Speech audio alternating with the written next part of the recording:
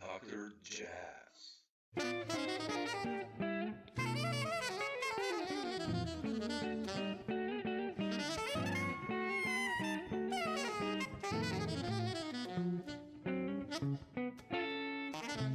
But yeah, man, you got to be one of the busiest players out there still. You know, it's like all the time a new record comes out with you on it, and I'm like, shit, man, oh, that's amazing. You know, it's Uh, yeah, I mean, is that true? yeah, no, come on. No, I was so shocked because I saw the piano record. I didn't know about it. Oh That, yeah, the piano record. I was really happy how that turned out. I oh, mean, it's obviously, incredible. oh, You're a thank you, monster. thank you. Well, Wow, come on.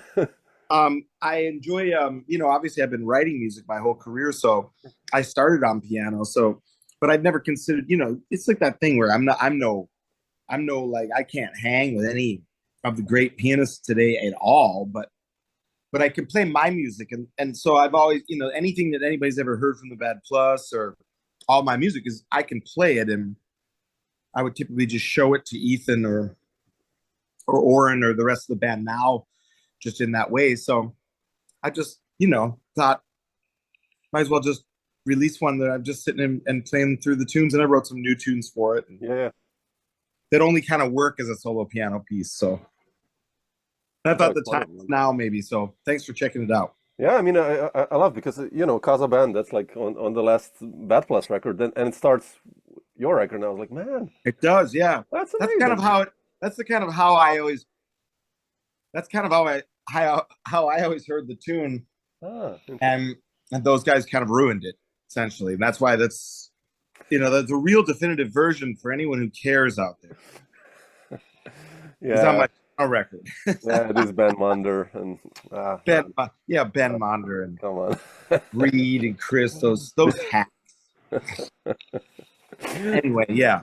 Well, No, thanks no, for but checking it wonderful, out. man. Beautiful, really. I mean, I was really surprised. I mean, obviously, I thought that you write music on piano because it's, you know, the music that you've written for Bad Plus and other groups. It's, you know, it's beautiful melodies and complex, and so I thought piano is in, but I didn't know you play it so well. So, Oh, well, thank you. I appreciate it. I, definitely. I'll take the compliment. Yeah. I No, no. tried to make it good. Yeah, yeah. No, beautiful, man. But I wanted to ask you about the Bad Plus. Like, where are you guys right now? I mean, I listened to Complex Emotions, and you know, the new when Chris and Ben joined, I was like, oh shit. And it's still Bad Plus, actually. Like, Oh yeah. where are you guys now? Like, currently, I mean, preparing something new, or? Yeah, we just finished a run. We have a pretty busy May and June. Um, and we just finished some stuff in the West Coast or West, I guess, mountainy areas of America. Yeah, we're gonna think about we're trying to gather the new music for another record. So that's where it's at. It's just the reason we felt it was a way to continue Reed and I after during the pandemic. Oren really wanted to go back to kind of focusing on his leader music, Yeah. which he had been doing forever, as everybody knows. So, the commitment of the Bad Plus is a lot of learning music, it's a lot of memorizing music, it's a lot of things that go into it. And you can feel for someone who also has a whole thing going on of their own, and that type of thing where it's like, we thought, well, since Reed and I are sort of the architects of the band from the beginning, and if people know the history of the band, they kind of know that Reed and I, not to diminish Ethan at all, because you can't diminish that, but it's more like if you look at the language of it, the writing language of it, the choice of when we used to do things like other people's music and quote unquote covers, or it was coming kind of from that generation of Reed and I kind of generating those things. It was like Yeah. we've been playing together since we were 15. So it's like if Oh, you wow. look at how many original pieces were written on each record, it's predominantly Reed, me, then Ethan. So it's sort of like the language that people really hear in the Bad Plus was able to kind of continue with Oren. And then we thought, well, why get another pianist when this is our band? We feel like the Bad Plus is what we say it is. You know, we're the architects of the band, the writing, the way that we all play together, that kind of generates from the rhythm section. And we thought, well, let's get people that we really love and that we know really well. So it's still got the familial quality. It's not like going out and finding some young hotshot saxophone player. It was more like, well, I played with Chris Beat for 20 years. Reed has known him forever, and Ben Monder have known him forever, and Reed played with him a ton in the early days of New York. So it just made sense when we asked those guys if they would like to commit to this new thing, and it's just it worked out really nicely. Wow, we've made 2 records now, and the fans are there just hearing it, kind of going like, hey, it's still the Bad Plus and it's different. So for us, it's like, man, how many bands 20 years in get to have another birth of I agree. Of a tonal exploration period that just continues, but it's different. It's not as like the 59,000th Piano Trio album. It's like, here we go with a new version, but it has the DNA and the language of the writing and the way that's played together. It's almost like, if you're willing to go along with the ride with us, I think you'd see, if you were a fan, you might really appreciate what we're doing, and it might give you something new if you weren't a fan before. No, I love it, man.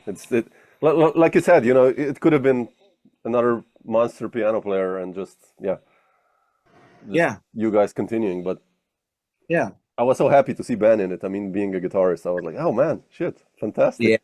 Oh, he's I mean, me too. When he said yes, I was like, really? Right. Just don't, as long as he will not write music for you guys, like the 26 pagers, and that's, we've stopped him from doing that. We've successfully stopped Ben from bringing in his 49-page score of true composed music. Exactly. No, but fantastic. We made it very clear at the beginning, is like, Ben, just come on, bring in something modal that we can just blow up. Don't give us that music that's impossible to play on you and Ted and those guys. No, but fantastic that he joined. And Chris, obviously, he's such a beautiful player and sound and everything. So yeah, he's incredible. Yeah, really nice. Very unique. Yeah, all of you guys. I mean, you mentioned Reed, Dave. Like, how much do you guys, or have you guys talked as a rhythm section, how to play this music? Because you seem to listen to each other obviously so much, and the use of space and how you create the grooves and struggle or manage to go through hard sections where everyone else would maybe struggle. You make it sound like really effortless. Like, what was your story with Reed and playing together with him? Well, I think Reed and I are kind of interesting. We're like an old married couple or something. Like, we've been playing together probably longer than most people that play this music.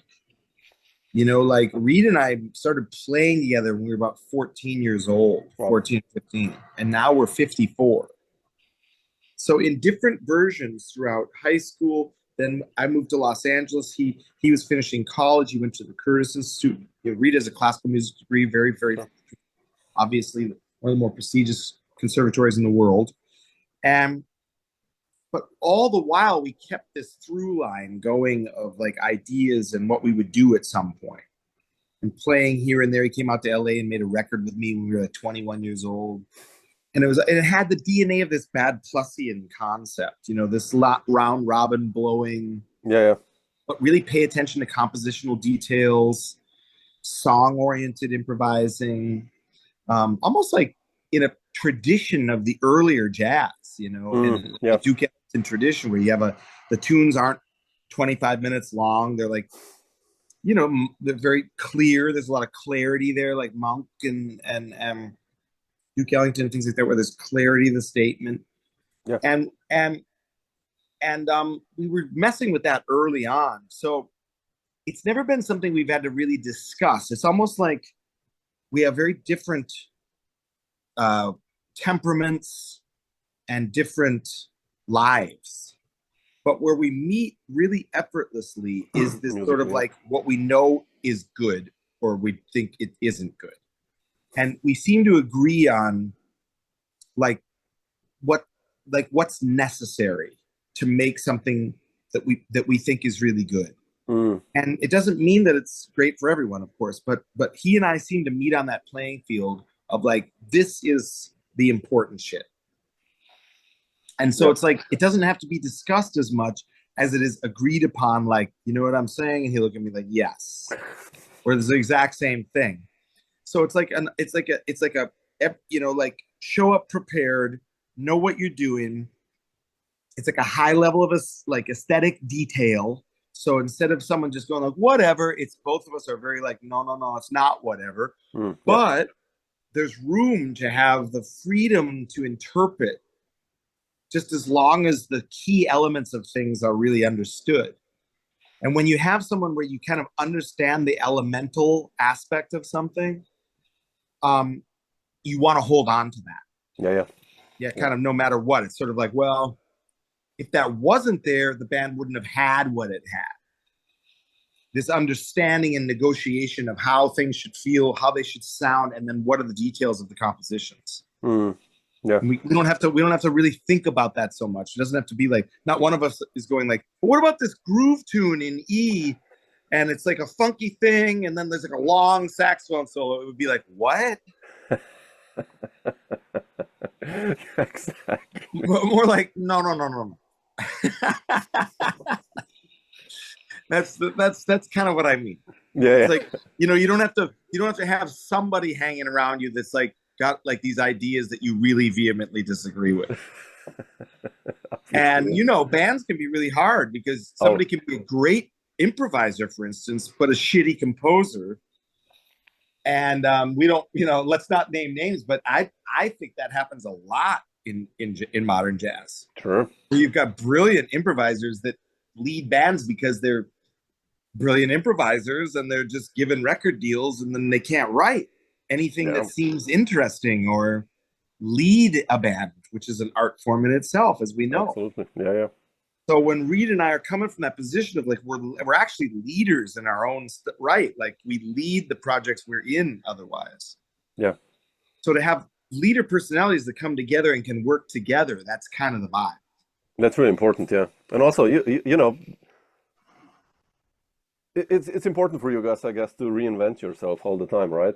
Playing with for 40 years. I mean, otherwise it could get boring, but it doesn't. I guess push it, you know, bring in some good music. Like, what do you got, you know, and then and then challenge that music. Say, well, what is that? You know, like, is that good enough? Is that boring? Is that what? These are the questions you get asked. It's never about like, this is cool, we can shred on this. It's like this. The Bad Plus has always been that way. Ethan too, very, very like not satisfied with this idea that it's enough to have a blowing vehicle or to mac out on your instrument without some sort of like purpose for that, and to use a wide toolbox. You know, maximalism, minimalism. You know, different forms of harmony, changes, modal, free. These are things that can be juggled around in a way when you kind of understand and think of everything hierarchically. Is that a word? Without hierarchy, you can just, the hierarchy is it good? Is it clear? Does it translate? Instead of it being like, you know, like, oh, it's good enough because I get to shred over this. It's not. And that's kind of the nature of us, is we agree on that constantly. Like that, it's just, there's got to be a purpose for why this goes there and that goes there. And I have to say, you know, some people might think that they're listening to this, or they might think, well, of course, that's everybody. No, it's not everybody. Absolutely. I've been in many, many situations where that's not the case, where it's not the same level of thinking about it or not accepting just anything. You know, that just because you can rip on a saxophone does not mean that's going to make great music. Absolutely. You know, and for us, it typically signals boredom. You know, like, what else you got after the first song? No, but it's true. You guys, like from the beginning, the tunes are 5 minutes long, or they're 5 minutes long, or and they're different. They're different. And that's so important. thing. I mean, if there's one thing I know we've accomplished, whether or not it's good to you or you hate it or you think whatever, but if you've come to see us, there's no way you don't notice that from tune to tune, it's a different vibe that has a through line of a language, but it's not obvious what that language is.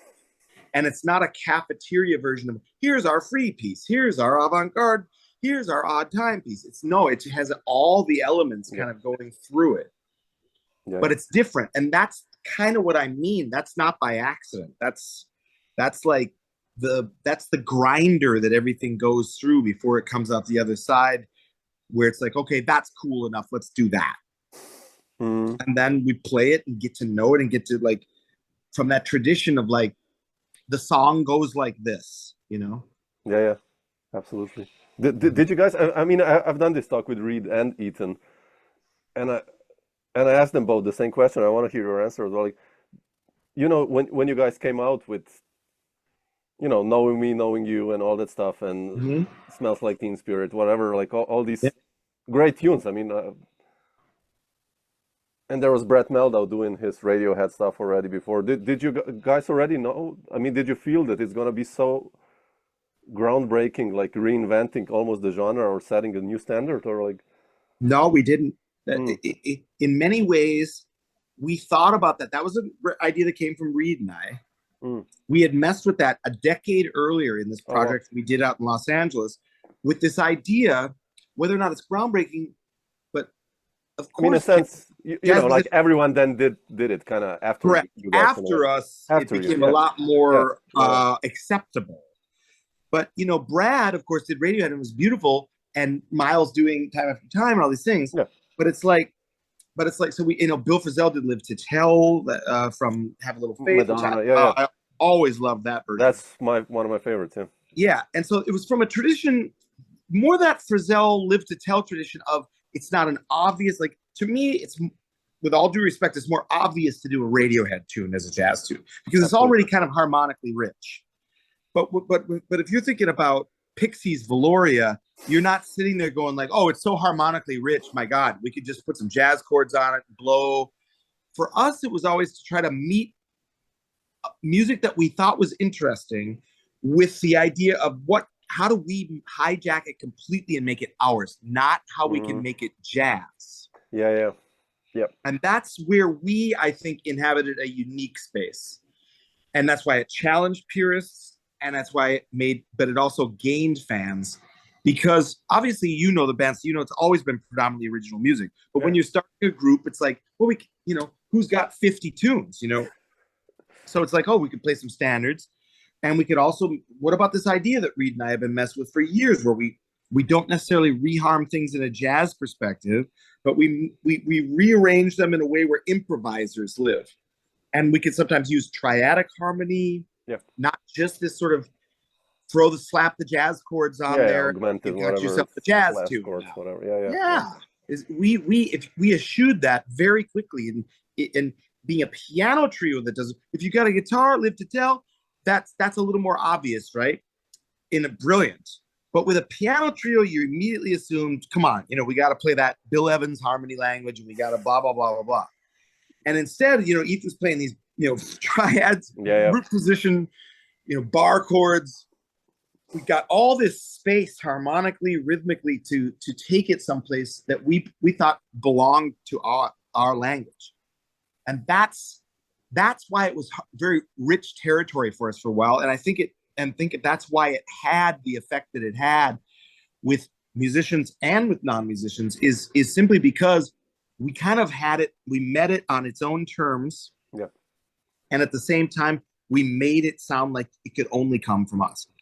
Like, we chose material that wasn't the obvious jazz material. Heart of Glass, you know, is not an obvious, you're not calling Heart of Glass at a jam session, right? You're not, you know, Aphex Twin had not been dealt with in an acoustic way. And instead of doing an impression of electronic music like people had been doing, we played it like we play music. So the drums have this live, loose feel, even though it's using, you know, breakbeat languages and drum rush languages. It still doesn't have that sort of assassin Jojo Mayer, you know, like I play, this is a drum set doing electronic music. It wasn't like that. No. And you can hear it's got this kind of loose piano trio version. And that was more interesting to us, is not going, here's our impression of electronic music with acoustic instruments. Yeah. And that leads me to say, like, we finally made a record called Complex Emotions, but we've been using that term to describe ourselves for a long time. When you're told to describe it, we would say that from the Ethan era all the time, where we felt like you could either say, oh, that's ha ha ha, it's an acoustic trio playing Iron Man, or you could get a more complex emotional relationship with the source material. And to realize that actually it's got a doom element to it. Yeah. You can use lower frequency undertone, spectral harmony. We took it to this other space where we took it very seriously. And it doesn't mean we were without irony. You know, we understand the ironic stance it could take, but it was more complex than that. That's kind of the thing. So that's where we lived and breathed, like a combination of being kind of, we felt sophisticated at the same time, earnestly going about this source material because we liked it. You know, we thought it was challenging. And oftentimes it ended up being the most avant-garde shit we would do. Yeah, absolutely. But if you're willing to torch Chariots of Fire like that, what is your statement ultimately? You know, to me, the statement is ultimately, whoa, these guys are definitely edgy. You know, it's not like we're trying to like play a film soundtrack version of Chariots of Fire at that point. Absolutely, that's a heavy one. That one, yeah. Yeah, that's my favorite one we ever did, and that's why I cite it, because it had those elements of like an Albert Eiler language. Yeah. Of real like triumph. You know, you could hear the love cry, triumphant nature of it. Yeah. You know, but it's the theme of Chariots of Fire. It's just like there's your complex emotion. Exactly. Yeah. How have you, as a drummer, approached these? I mean, when I first heard the Bat Plus, honestly, I was all about drums. I was like, shit, man, what's happening there? Because you know, you have the funk, but you have this open kind of. It's you know, like immediately when I heard it, it's like, how did you approach this music, like, or in general, like? Well, obviously, it's from a perspective that I had been working on from my own life experience, which is not saying that I came from any background other than just checking out whatever I had checked out evenly. So I loved rock music. I loved jazz music from every era. Possibly not as much big band music, other than the Basie band I dug, and you know, some of the larger Duke Ellington bands, but the drum language wasn't really. I wasn't one of those guys that got into those, like, you know, the Buddy Rich shred fest. Yeah. I was more small combo-y, in fact, more 60s, but that hit me really hard, along with noise music, punk rock. Aspects of all those things hit me hard. Aspects of hip hop, especially mostly early hip hop, and R&B music, everything. Great Motown drumming. I mean, I would cite references that go from every angle of the instrument. And so for me, it was more like an homage to mixed media. Like, I am from a mixed media generation. You know, the 70s had television themes that were played by musicians. You know, it's like the theme to Sanford and Son, the theme to Taxi. These were real things that you would hear. Like, oh, check that out. Or then you'd hear Led Zeppelin. Then I would hear, you know, Earl Palmer play the drums. I would hear, you know, like Bernard Purdie. I would hear Stuart Copeland, and then I would hear Pete Thomas for Elvis Costello. Just be like, man, everybody's got this language where the drum is really purporting what direction we're going. And so I think the way I approached the Bad Plus was I had to think like that within the context of a piano trio. And that's where it got challenging. And if there was anything new happening in the music, it was because the traditional piano trio model didn't have, I suppose the most interactive that I could think of would be the Keith Jarrett piano trio. But what we did is we brought an extreme dynamic range. Yeah. That would be the biggest invention, either the use of triadic harmony and also the big dynamic range. Almost if the Ahmad Jamal trio got into these noise elements and got into this playing so softly that you're almost frustrated it's so soft. So when people would see us live, we also played soft. We got this reputation. We're the loud piano trio. Then you see it live and be like, we're playing like ballads where you could barely hear. And then it got really big because, you know, we were using those noise elements. It was never like, oh, we're rocking the piano trio. It was always compositionally based. So for me, it was just all about being able to develop the touch to be able to honor the huge scope. Yeah. But remember, I've got to deal with the piano. Yeah. And that's where it became like, oh, okay, well, what if I just cover him up sometimes? And luckily, Ethan was so built, like he's built for the avant-garde, you know? So it's not like Ethan was over there going, no, I need everybody to hear, you know, like I'm playing this totally rational solo. And boy, it would be really a bummer if Dave hit that floor tom really loud a couple times. He didn't give a shit. Yeah. Or if he did, he knew there was a reason behind it.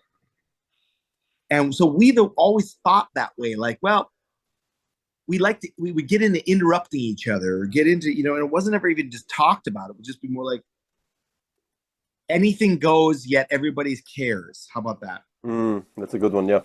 And that's where the drum parts, that's where my position as a drummer in a piano trio, because before the Bad Plus, I'd never played in a piano trio. Really? Oh, wow. Oh, yeah. It was always with quartets, or there was a guitar. Happy Apple, yeah, and all that stuff. Happy Apple had electric bass and saxophone. You know what I mean? It's like the piano trios is, of course, I loved all the great piano trios and loved Ahmad Jamal, especially Bill Evans, of course, to start naming him. But the Jarrett one, I love so much because of the interactive nature. That's for me, the Jack DeJohnette and Gary Peacock element was more like, oh, those are guys you're not hiring if you want a straight ahead piano trio. Exactly. Yeah. You know, same with Motion, you know, the early version with Motion and Charlie Hayden. Yep. And it's like, of Keith. And it's like, to me, that was more like, that's the archetype of where we were headed. Is like, we're a piano trio because it's three people that think alike. I mean, if one of us would have played zither, it would have been a zither trio. It was more like based on the personalities. So then I'm all of a sudden going, fuck, I got to modify this shit because the music is calling for some of this thunder. But it's like, oh, it's also dynamic. Our dynamics are limited versus a guitar and a bass and drums, you know? Absolutely. And so I kind of developed a style around the band that was like big dynamic swings, a lot of different tools being used at once, minimalism, maximalism, you know, what tool for the toolbox, what do I use when? Sometimes it would get jumbled and the roles would change, and that's how we developed our sound. Yeah. Funny you mentioned Paul Motion. It's kind of your use of space also. It's like your Paul Motion on steroids or something, like, you know, doing some complex shit and then using space. And I like that, you know. Well, thank you. He was one of my top 5, I mean, great heroes, you know, absolute desert island drummers for me, and composers. Man, one of my favorite composers, man. Oh, absolutely. Paul Motion was one of the great geniuses of modern jazz. If anybody doesn't know that, I feel sorry for you. You know? Yeah. Absolutely. Honestly, you're missing out on a lot if you don't know that. Yeah. It's so funny. Sometimes I do master classes or workshops, and I had one drummer who finished one university. He played like all the odd meters and everything. And I was like, who are you listening to? And he's like, yeah, Marcus Gilmore or Jeff Ballard. I was like, oh, shit, okay, cool. Well, what about, you know, Paul Motion? And he looked at me like, who? I was like, are you kidding me, man? It's deep. It's deep. You know. That's a larger conversation about generations. Seems to be a cutoff.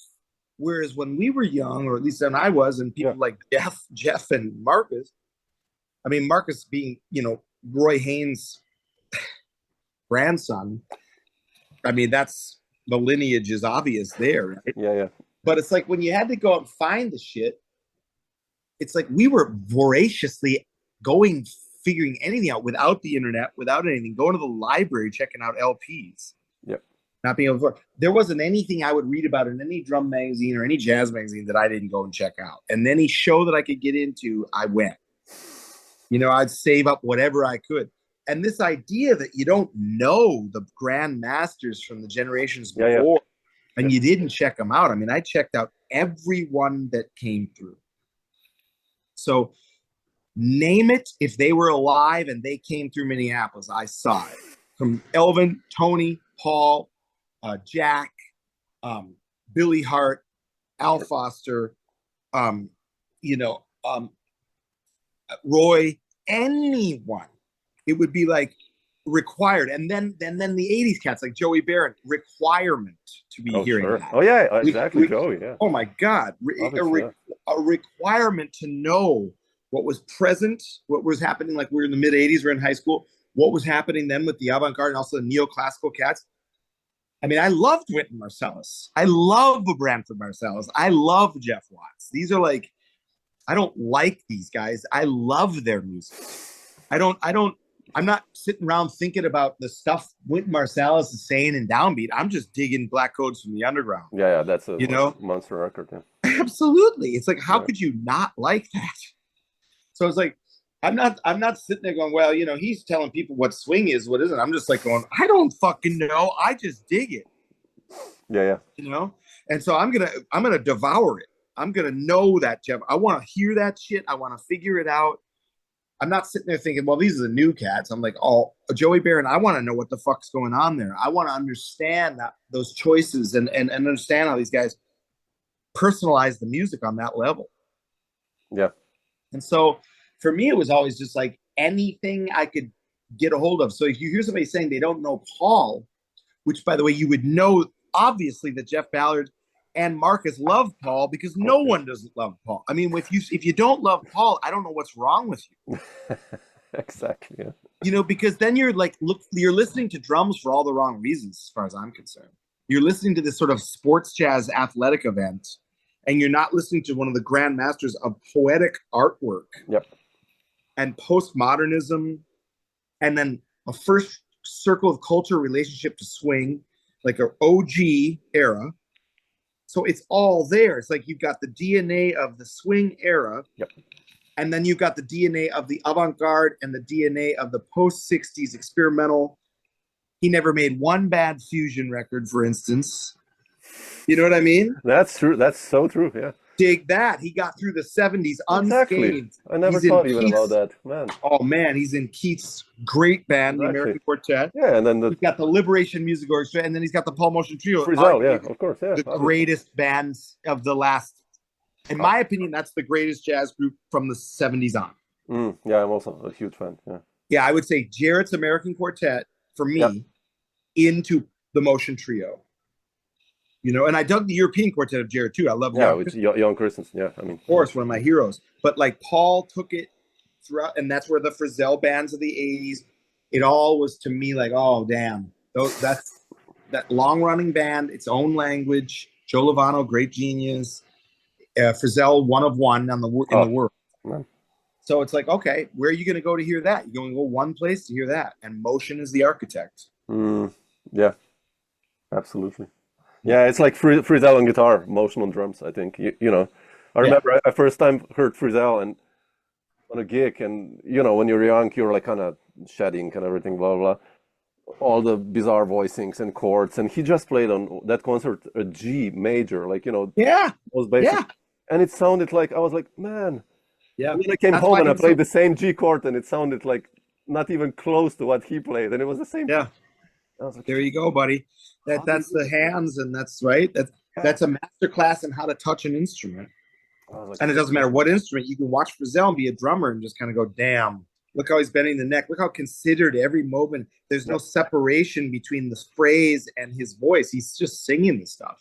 Yeah. And it's like, oh, okay, take a page out of that book, because that's not going to come around again. No, absolutely. And that's why he was so important to us in the Bad Plus, is that perfect example of using a root position chord, but the way you use it, the way you touch it, the way it drops in, the way he uses the blues, the way that he uses gear, the way that he uses ambient ethereal mixed with noise, deep, deep reservoirs of very atonal, avant-garde, kicking the pedals on that have their delays going, and he's just playing like a blues riff, and all of a sudden you're hearing.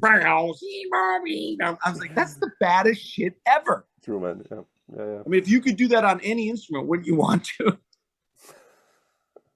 So yeah, when he sometimes just pushes a button and it's something like something's been going. Even he's surprised many times, like wow, okay, wow, yeah. And then he works with it. That's so beautiful. That's so beautiful. That made a huge impact on me and the Bad Plus. And anyone from our generation who were 15 years old when we heard Bill Frisell, what are you going to do after? What are you going to do? You're 16, you hear Joey Berne and Bill Frisell and Hank Roberts and Kermit Driscoll. Yeah. And then you're here in Bramford with Tane and Bob Hurst, and you're hearing Winton's bands, which have a language of their own. They're not, listen to those records. That's not some Dixieland shit. Those guys are fucking reinventing combo music for modern jazz. Yeah. And so for me, it was just like, fuck, I'll take it. And then I'll listen to Bad Brains and listen to Husker Du, and I'll listen to Rush. I'll listen to Yes. I'll listen to Genesis. I'll listen to New Order. I'll listen to Joy Division before New Order. I'll listen to The Cure. I'll listen to The Police. I'll listen to Tribe Called Quest. I'll listen to Biz Markie. I'll listen to any of that. It's anyone who's doing the shit where the shit is personalized, fractured, re-put together. I'm down, and that's what we came from that. Absolutely, yeah, absolutely, yeah. Makes sense. When I hear your drumming and that band, I mean, in any genre when you play, actually, it's you as a drummer. You bring that element of surprise. Maybe that's the right word. I don't know. Even with Julian, man, when I heard you late, I want to ask you about Julian. How does he come into equation? Actually, I was so happy when I saw that you are part of the trio, and it's that's like the shit on guitar, like the trio, like I've been with Julian now for a while. I've done his last 5 albums. Yeah, that's like I just like, he keeps asking me, I'll keep coming. You know what I mean? I mean, I love Julian, and he approached me. I didn't know him, and he approached me at a festival that the Bad Plus was playing, and he was really nice. He just said, I love your playing to me, and he was very complimentary, and he just said, I'd love to play sometime. People say that to each other and then nothing happens. Sure. And that's just the way it is. It's just like we all want to play together, but there's only that many hours of the day. Yeah. But sure enough, Julian was serious. And he contacted me shortly after that, and we played a couple shows together, and he asked me to do a couple gigs with him in New York. One was with Jorge, and that was the first time I'd ever played with Jorge. This is 2017. And one was with Chris Potter and Scott Colley Quartet. Wow. And Julian and I really hit it off very quickly. In fact, the trio night with Jorge Roeder and I, we all just was like, bam. It just went like one of those things where it was like, and no rehearsal, and playing original music on no rehearsal, and not gripping it, no everyone hugging the chart, none of that shit. We just kind of, okay, here's what it is. It's a clear idea. This is what we do. Let's go. And he then said, man, would you want to do a record? And I said, yes. And it just started there. It was like, made that first one, Love Hurts. And it was like, let's do another one. And I couldn't tour with him as much in the early ones because of the Bad Plus. But then I started going on the road with him more, and the connection got deeper. And I was like, I really feel this guy and kind of hear what he wants to do. Because, he's one of those guys that can kind of do anything. Yeah. So for him, it's all like to really think and to conceive, to be very considered about what he wants to do, where he's coming from. He's a very sensitive and considered musician in person. And so like, I just like that about him. I like that he thinks of reasons why to do something, and he's not just, he could easily just be the guitar hero. He could easily just be the guy that goes out and just plays on everybody's records and does the thing and makes his own guitar-centric records. But he doesn't. He doesn't do that. No. Yep. Yeah, he's ensemble-driven. He's conceptually driven. And at the end of the day, I mean, he's also like the best the guy plays the blues. I mean, yeah. I mean, he's a reincarnation of something. you know, think about the way that he actually is kind of a blues musician. Like when people say they can play the blues, you know, from any life experience, that fucking guy, I'm sorry, man. No, yeah, yep. I've been on stage with him playing blues, playing the blues, and from a shuffle to all different types of ways of approaching it. And I've thought he's also a student of it in a way that's very encyclopedic. I mean, if you ask Julian who his favorite guitar players are, I don't think he mentions anyone that was alive after 1938. You know, it's always like, oh, you know, Rabbit Jacobson, Rabbit Eye Jacobson from St. Louis. You know, there's only one Smithsonian recording of him. You know, it's like, you know, wait, who? You know, Bucket List Johnson from, you know, from fucking Houston. I'm like, what? Who the fuck is that? You know, oh, my favorite guitar player is Rabbit Stevens. You know, I'm just like, he's Wisconsin or something. Yeah, he's just like this guy that lived, you know, when, you know, oh, his last recording was 1938. You know. Anyway, he knows that shit. And so I just like that he combines all these ideas, and he you know, and he keeps asking me to do it, and that trio with Jorge has really developed the language. And of course, Jorge is an incredible genius, and there's a reason why Jorge is there, because there's a lot of subtlety that Jorge is lifting up and making happen. So, you know, he's ensemble based. He's not like, oh, I'm the shredding, I'm the leader. He really doesn't seem to think like that, even though it's important to know he is the leader. But at the end of the day, he's wide open to what needs to take place from everybody on the bandstand. Reminds me of the trio of Joey, Kermit, and Bill that they had. You know, it's kind of the same, that egoless vibe that you guys have going on. He's like that. You know, and Julian wants to get. He wants to get what he wants across, but at the same time, he's open to however we're going to get it across. Dave, not to take too much of your time, but I just wanted to ask you, like, what it meant for you to. You mentioned before, you know, Frizzell and Hank Roberts, and how did you connect with those downtown musicians like Tim Berne and Hank? What did that mean to you, and playing with those guys? I mean, you know, Tim is like one of the unsung heroes of modern jazz. Which is criminal. You know, I think we can all agree that that the fact that Tim Berne isn't, well, in my world he is considered, but you know, I get what you mean. Like, he is unsung. He is unsung on a lot of levels, which doesn't resonate with me, because I don't understand how he wouldn't be. I know what you mean. Yeah. If you're going to talk about these sort of compositional, original thinking people like a Henry Threadgill from any era, and you're not talking about him, if you're going to be talking about Steve Coleman and you're not talking about Tim Berne, then I don't understand what you're talking about. Because to me, Tim Berne is as important as any figure in the music.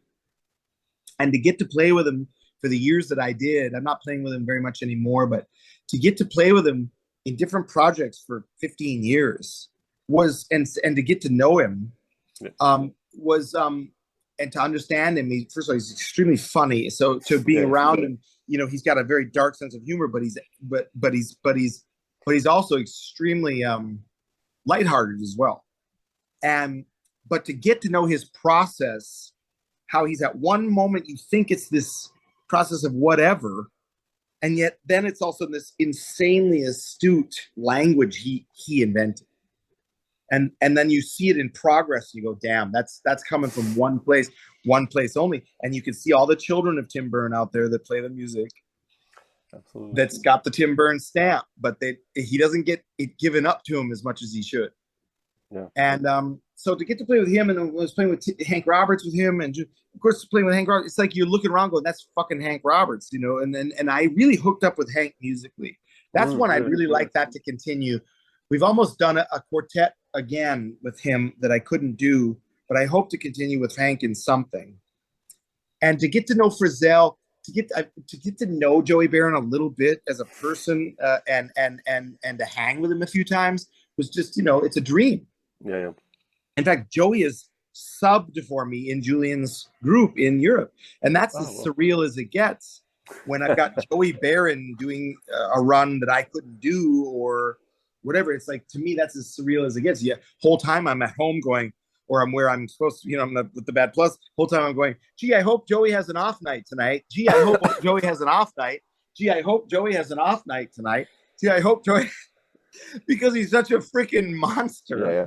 And he's such a hero that it's just like, what am I thinking? And I'm just like, fuck. Of course, he's just a genius, you know? Yeah. So to get to even know those guys a little bit and play with Frizzell like we have, and to do what we've done with these people, it is very earnestly like, you can't, you kind of, you try not to be sycophantic, but then you can't help it sometimes of kind of asking questions, kind of like, what we got with that record? Man, look out for Hope. Or I'm the same. Talking to Tim and just kind of going, man, you know, it's like, I have many times asked him about certain tunes that of the earlier records of his career that really blew my mind. In fact, the first tune on the duo record with Frizzell and Tim, the M. Yeah, yeah. You know the tune? From Theoretically, right? From that one. Yes. Yeah, sure.